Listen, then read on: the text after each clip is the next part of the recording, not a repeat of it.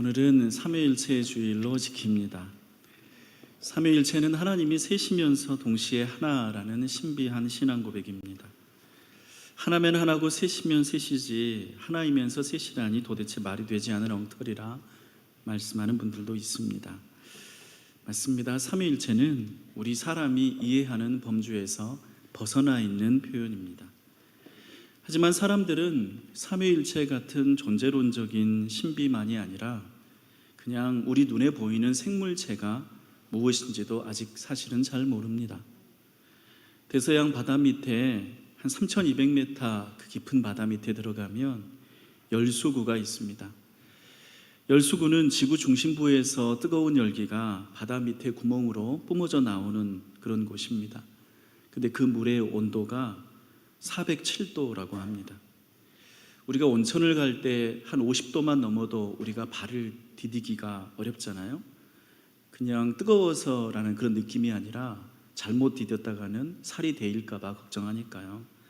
그러니까 우리 상식으로는 이 섭씨 100도가 넘어가면 모든 단백질들은 다 익게 되고, 단백질이 익으니까 생물체가 100도 이상에서는 살 수 없습니다. 그런데 그 대서양 바다 밑에 그 400도가 넘는 뜨거운 그 물에서 새우들이 삽니다. 물론 우리가 잡아서 먹는 새우하고는 다른 새우고요. 그 온도에 맞게 살아있는 새우들인데 우리가 그들이 어떻게 사는지 지금도 이해하지 못합니다. 그러나 우리가 이해하지 못한다고 해서 존재하지 않는 게 아니죠. 삼위일체에 관해서도 우리는 말도 안 되는 엉터리라고 단정하기보다는 아직 우리가 모르는 사실이고 또 하나님의 영역으로 받아들이는 편이 더 좋겠습니다. 지난 3일 우리 목요일, 금요일, 토요일 동안 우리 교회는 주간 묵상 말씀으로 욥기 38장을 읽었습니다. 매일 새벽기도 말씀으로도 읽고 또 날마다의 말씀으로도 우리가 서로 듣고 읽고 하는데요. 그 욥기 38장에서 하나님이 욥에게 나타나시는 장면들을 우리가 나누었죠. 하나님이 욥에게 신기한 질문들을 하십니다. 이런 내용인데요. 너는 바다의 샘을 아느냐? 사망의 문에 들어가 보았느냐? 눈의 곳간과 우박의 창고를 보았느냐? 수탉이 어떻게 비가 오는지 미리 아느냐? 오리온 성자와 북두칠성은 왜 그런 모양으로 모여 있는지 아느냐? 하나님은 이런 질문들을 욥에게 하십니다. 욥은 그 당시에 설명할 수 없는 고난을 당하고 있었는데 자기 인생이 너무 힘들어서 하나님께 왜 저에게 이런 고난이 닥쳐야 합니까를 하소연하고 있었습니다. 그런 욥에게 하나님은 정작 욥이 세상에서 고생하는 이유를 설명해 주지 않으시고 오히려 방금 한 그런 놀라운 질문들, 신기한 질문들을 욥에게 하셨습니다. 이런 질문 하시는 이유가 무엇일까요? 저는 이 질문을 생각해 보면서 우리가 칠순이나 어떤 기념일에 떠나는 여행을 떠올렸습니다. 여러분, 우리가 이렇게 60이 넘고 70이 넘고 또 어떤 특별한 기념일을 가질 때 우리가 되게 여행을 가잖아요.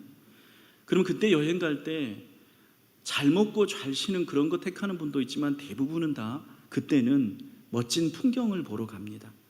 대자연의 신비 같은 거 보러 가죠. 그래서 그랜드 캐년 가시는 분도 있고 나이아가라 폭포 가시는 분도 있고 가깝게는 이 중국의 장가게나 원가게 이런 비경 보러 가시는 분도 계시죠. 세상에서 제일 큰 호수 보러 가시기도 하고요. 아마 앞으로 10년 정도 지나면 우리는 환갑 기념으로, 아니 여러분은 아니실 수도 있지만 아직 환갑이 안 되신 분들은 환갑 기념으로 달에도 가시고 또 화성에도 가실지 모르겠습니다. 여러분들, 왜 이렇게 특별한 기념일에 사람들은 크고 놀라운 광경을 보러 갈까요? 그 이유는 아마도 우리의 인생이, 우리가 60년, 70년 세상 살면서 평범하게 사람들과 부대끼면서 살기 때문입니다.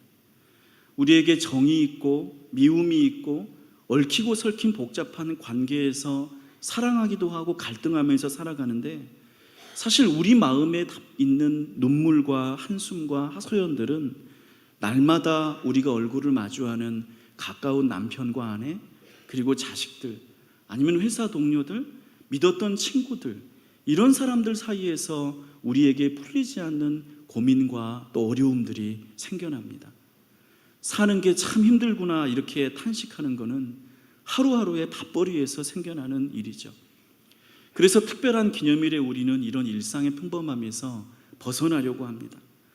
내가 개미처럼 다람쥐처럼 아등바등 살았는데 천년 세월 변함없이 거대하게 있는 산봉우리를 바라보면서 쏟아지고 쏟아지는데 마르지 않는 폭포를 바라보면서 그 영원함과 위험 앞에 지금의 고민을 잊어버리고 싶고 또 넘어서고 싶은 마음이 우리 여행에 담겨 있는 거죠. 하나님이 욥에게 보여주고 싶어 했던 것도 이와 비슷합니다. 사람의 억울함과 답답함은요, 이런 일이 왜 일어나는지 나는 도무지 이해할 수 없어 라는 탄식에 담겨 있습니다. 사람은 자기가 이해하지 못하는 일들을 만날 때 왜 나는 이런 일을 겪어야 되고 왜 내게는 이런 일들이 생겨야 되냐는 그 이해하지 못한다는 마음이 들 때, 그때 우리는 스스로를 어두움으로 몰아가고 그것이 답이 없는 일이기 때문에 내 인생이 불행하다라고 말하곤 합니다. 그런데 하나님은 그런 욥에게 놀라운 신비를 보여주십니다. 아마 그런 질문들을 38장에서 하나님이 하셨을 때 그냥 말로만 너는 이거 하라 이거 하라 이거 하라 이렇게 하셨던 게 아니라 직접 보여주시고 환상으로 일러주시면서 하셨을 거예요. 바다의 깊이를 말씀하실 때에는 태평양으로 데려가셨을 것이고 빛의 길을 말씀하셨을 때에는 태양으로 이끌어셔서 그것을 보여주셨을 것입니다. 그리고 그런 장엄한 신비를 보면서 욥은 사람의 이해를 넘어서는 하나님의 세계가 있고 그 하나님의 신비로움 앞에서 그 하나님이 선하심과 온전하심으로 결코 욥을 외면하지 않으시고 그에게 가장 좋은 길을 예비하시며 그를 이끄신다는 사실들을 깨닫게 되었을 것입니다. 마치 우리가 어린 시절에 이런 경험들이 있지 않습니까? 여름 휴가 때 부모님이 자동차를 운전하고 가실 때 저희는 그냥 어릴 때 뒷좌석에 그냥 앉아 있어요. 어디로 가는지 모르고 그냥 과자를 먹기도 하고 지루하니까 졸기도 하고 동생이랑 싸우기도 하고 그러면서 그냥 가요. 근데 어디로 가는지 모르고 가지만 아빠가 운전하고 엄마가 운전하고 갔을 때 마침내 도착한 곳은 멋진 바닷가 휴양지나 시원한 숲속에 있는 좋은 곳으로 우리를 데려간다고.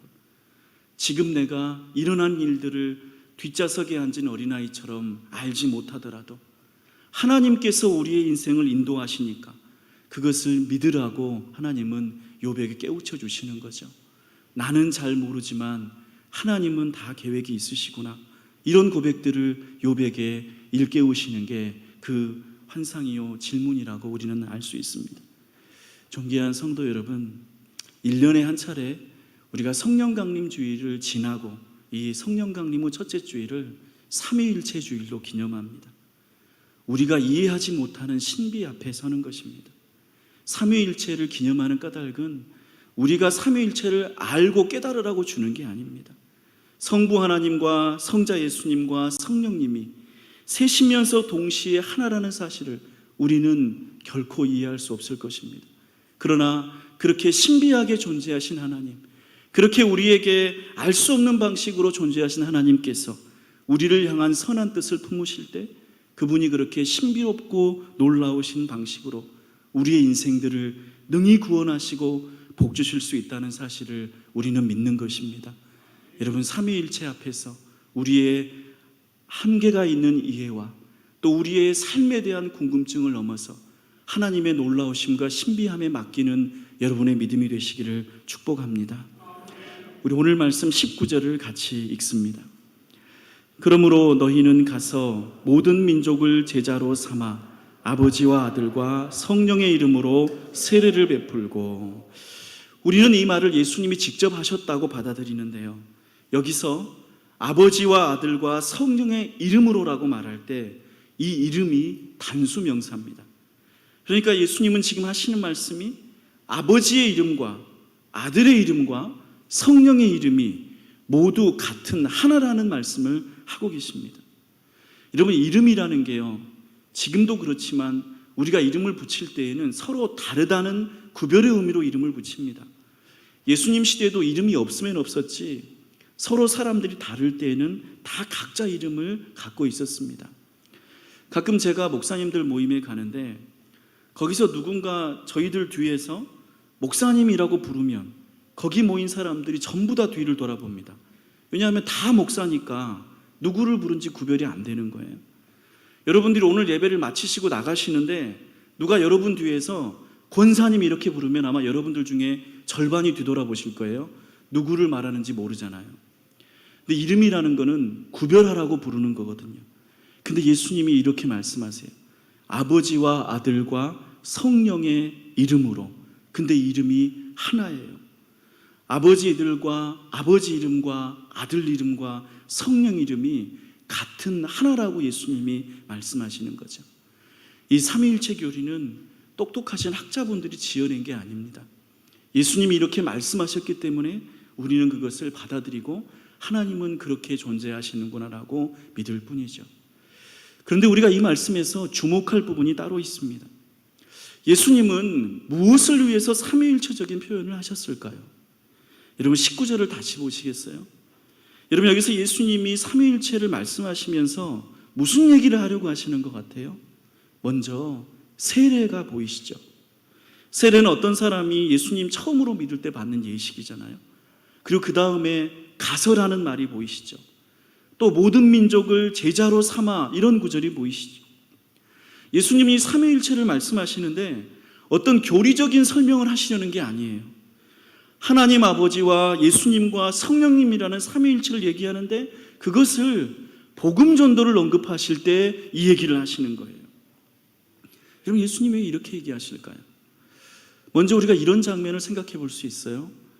예수님이 여기서 세례를 언급하시는데 우리가 복음서를 보면 예수님 자신이 세례 받으실 때 어떤 현상이 일어났다고 전합니까?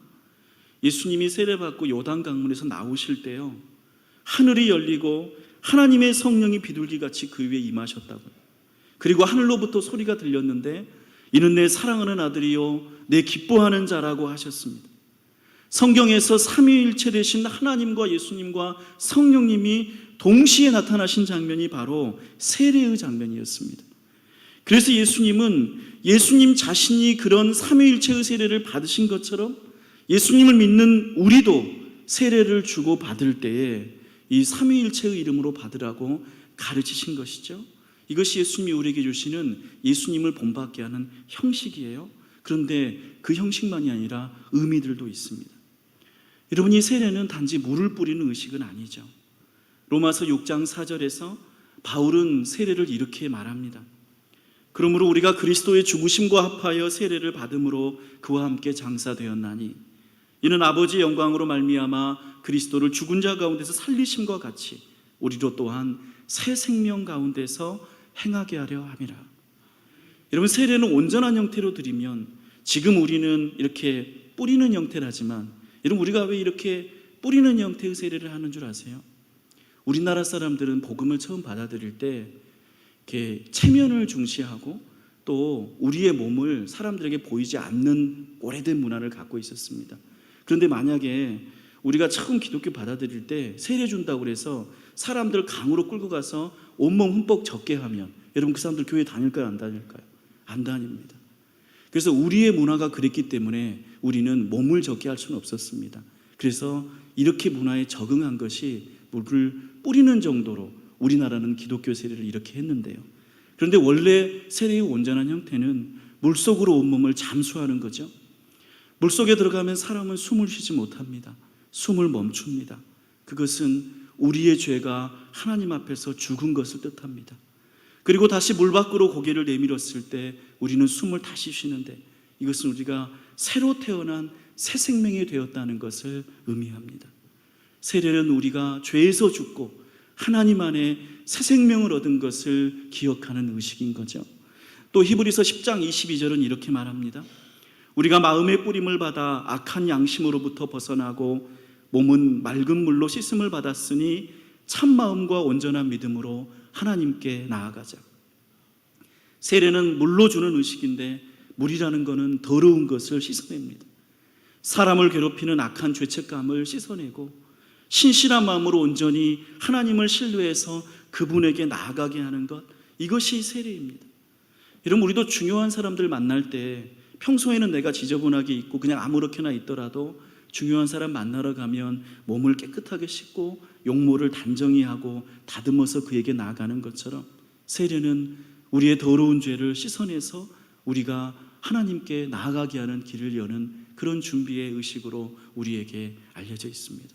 그런데 예수님은 이런 세례를, 예수님을 믿게 하고 하나님께 나아가게 하고 우리의 죄 씻음을 이루는 이런 세례를 누구의 이름으로 주라고 말씀하십니까? 하나님 아버지와 예수님과 성령님의 이름으로 베풀라고 하십니다.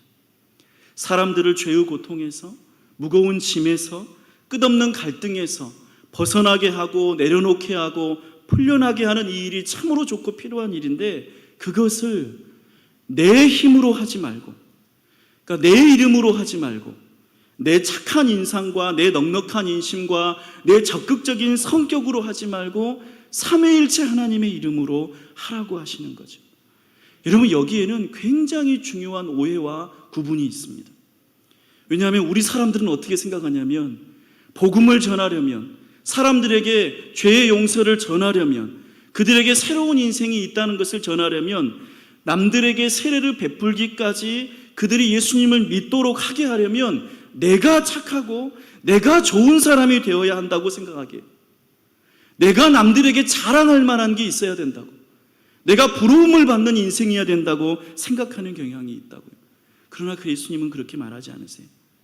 만약 그렇게 내가 잘 살고 내가 좋은 사람이어서 다른 사람을 세례로 이끈다면 그 세례는 내 이름으로 줘야 하는 세례겠죠. 내가 돈 썼고 내가 애썼고 내가 그 사람에게 잘해서 그 사람 세례를 받게 했으니까 내 이름으로 주는 세례여야겠죠. 그러나 예수님의 가르침은 아버지와 아들과 성령의 이름으로 세례를 베풀라고 하세요. 세례가 의미하는 죄 씻음과 거듭남과 확고한 믿음이 모두 삼위일체 하나님으로부터 비롯되어야 하고 또 그렇게 된다는 뜻이겠죠. 이 사실을 우리는 18절에서도 확실하게 알 수 있는데, 우리 함께 18절을 읽습니다. 예수께서 나와 말씀하여 이르시되 하늘과 땅의 모든 권세를 내게 주셨으니, 이렇게 말씀하시고 19절에서 어떻게 이어집니까? 그러므로 너희는 가서. 예수님이 하나님으로부터 모든 권세를 받으셨습니다. 그리고 예수님은 우리에게 가라고 하십니다. 그럼 우리가 예수님의 그 복음을 들고 갈 때 우리는 빈손으로 갑니까? 아니면 내가 원래부터 갖고 있는 나의 어떤 매력과 능력을 동원해서 갑니까? 그렇게 가지 않습니다. 예수님이 우리에게 권세를 주십니다. 여러분, 어떤 권세를 우리에게 주십니까? 우리는 그 권세를 지난 주일에 함께 들었었죠. 누구의 죄든지 사하면 사하여질 것이요 누구의 죄든지 그대로 두면 그대로 있으리라. 사람들의 죄짐은 날이 갈수록 무거워지고 사람은 그 죄짐을 스스로의 힘으로 벗어내지 못합니다. 그 자유의 은혜를 먼저 경험해서 전하는 것, 그것을 예수님은 권세라고 하는 것입니다. 내가 받은 게 없으면, 내가 경험한 게 없으면, 내가 예수님에게서 내려놓은 죄짐이 없으면, 그런 경험이 없으면 우리는 전할 말이 없는 것이고, 내가 전하는 것은 그 경험이 권세가 되어서 내가 경험했던 하나님의 자유하심이 내 안에 있어서 그것을 전하려고 하는 것이죠. 우리는 예수님이 주시는 권세로 복음을 전하는 거예요. 또 성령님은 그리스도인들에게 은사를 주십니다. 지혜와 지식과 믿음과 가르침과 구제와 위로와 긍휼과 사로돋는 은사들을 우리에게 주십니다. 마태복음서 10장에서는 예수님이 직접 제자들을 보내시면서 모든 약한 것들을 회복시키는 권능을 주시면서 보내셨습니다. 우리 존귀한 성도 여러분, 주님이 주시는 권세를 받으시고 그 권세로 복음을 전하시기를 축복합니다. 그리고 속지 마십시오.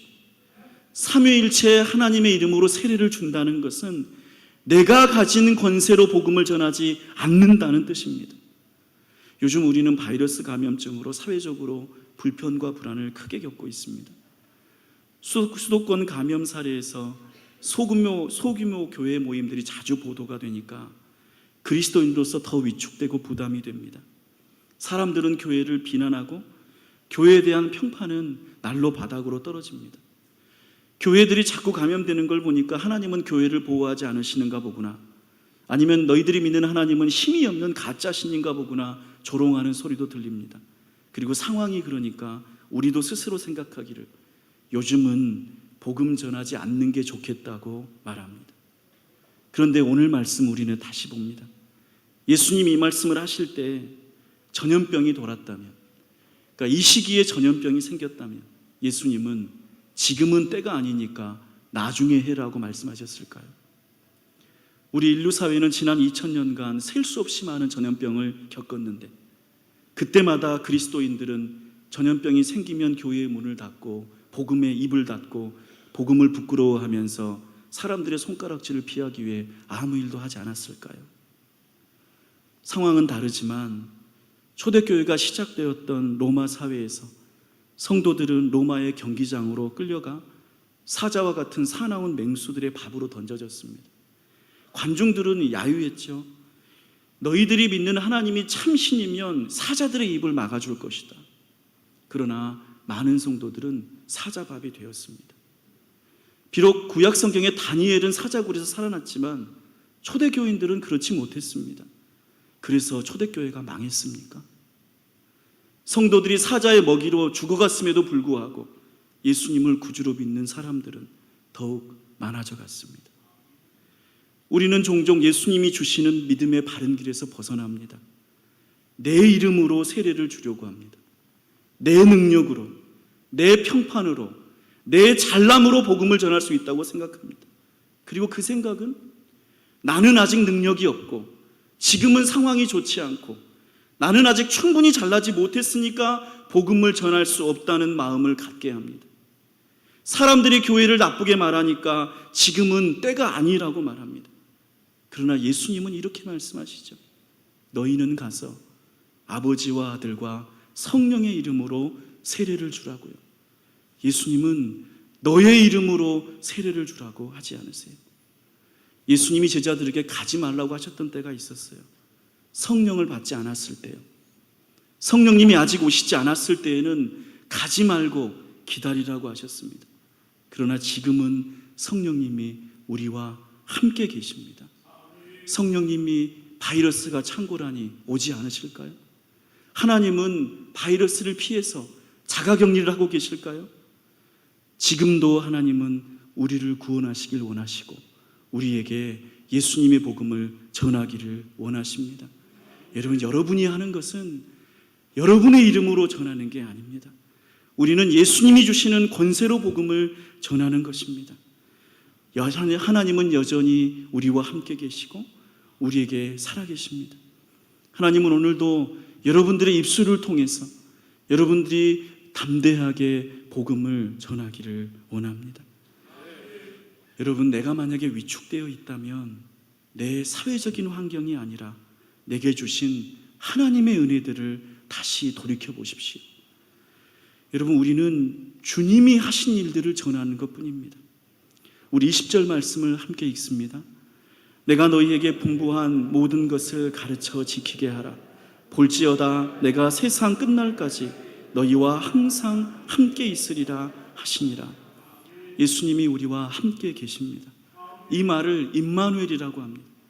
마태복음서를 처음 시작하실 때 1장 23절에서 마태는 이사야서를 인용하면서 예수님의 탄생을 이렇게 축하했어요. 보라, 처녀가 잉태하여 아들을 낳을 것이요 그의 이름은 임마누엘이라 하리니 이는 하나님이 우리와 함께 계시다 함이니라. 하나님이 오늘도 우리와 함께 계십니다. 바이러스가 있든지 없든지 하나님이 우리와 함께 계십니다. 여러분에게 함께 계신 그 주님의 은혜를 전하시는 여러분이 되시기를 바랍니다. 우리는 우리의 일을 하는 게 아닙니다. 우리는 우리의 명예를 드높이고 우리의 능력을 증명하고 우리의 인기를 시험하려는 게 아닙니다. 내가 상황이 좋을 때는 잘 전하고 지금 같은 데는 아무 말도 하라 되지 않는다면 그러면 우리는 무엇으로 지금까지 주님의 복음을 전했는가 생각해 보아야 합니다. 여러분, 교회는 욕을 먹을 수 있습니다. 사실 지난 2000년 동안 교회는 거의 한 번도 칭찬을 받은 적이 없습니다. 세상의 많은 사람들은 이런저런 이유로 언제나 교회를 공격해 왔습니다.